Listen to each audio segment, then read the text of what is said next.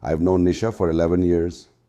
We went to the same college, lived in the same hostel for 2 of those years, and I can tell you with complete confidence that she is not someone who invents things. She's the person you call when you need someone to stay calm.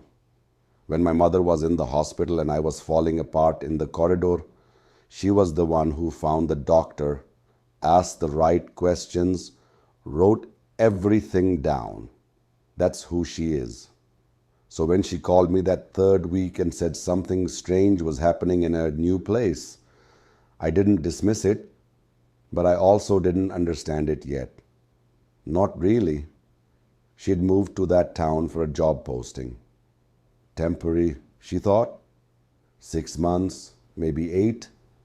She found a room on the top floor of an old house, the kind of place that looks slightly tired but solid, the way old construction often does.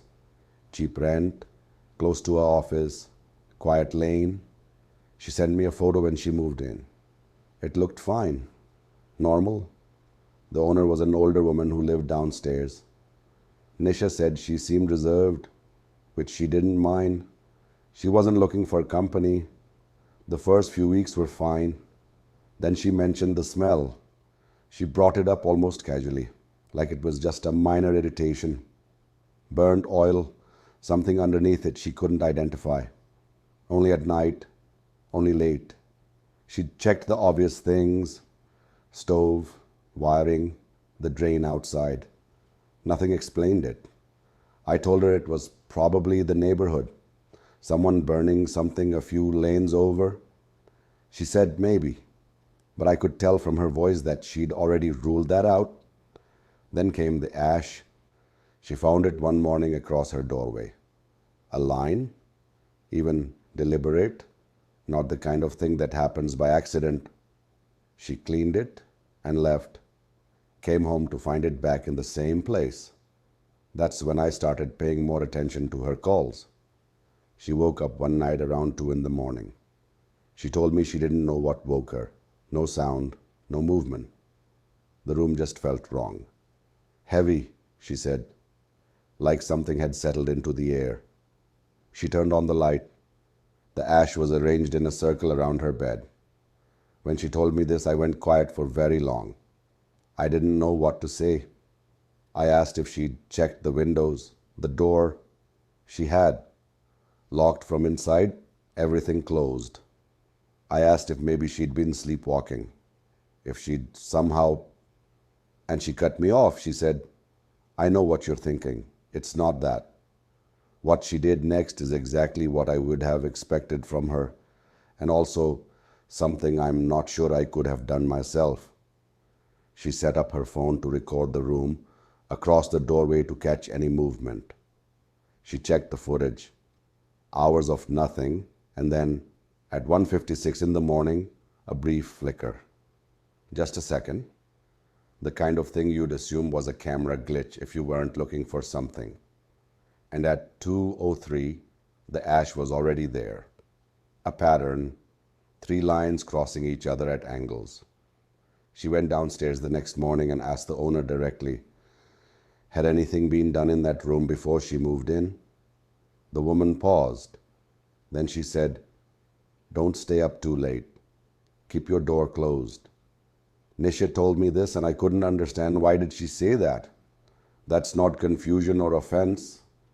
That sounded like someone who knows exactly what's happening and is choosing her words very carefully around it. Nisha started looking into it the way she looks into everything, methodically. She found that ash used in certain ritual practices isn't random ash. It comes from burning specific materials: oil, seeds, resin. The combination produces a smell that's bitter underneath the burn, the smell she'd been living with for weeks. She went back to the room and she checked every inch and corner in the room, then started tapping along the floor near the prayer shelf in the corner. One tile sounded hollow. She lifted the edge. Underneath, a small cavity, blackened residue, burnt material, a little earthen lamp, recently used.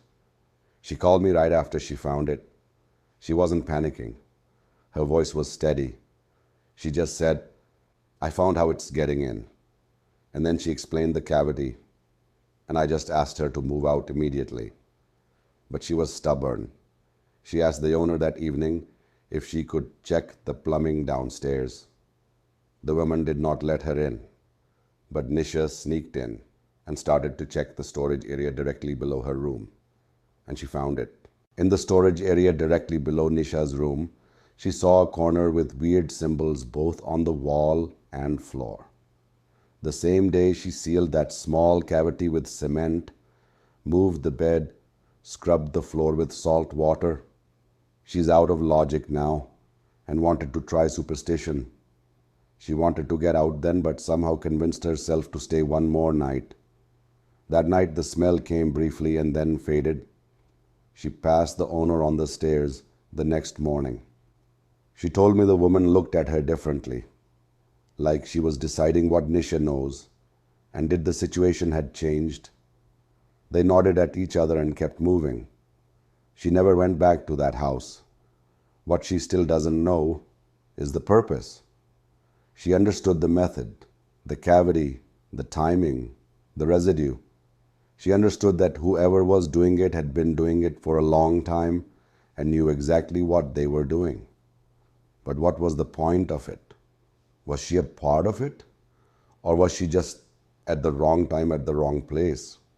And that she never found out.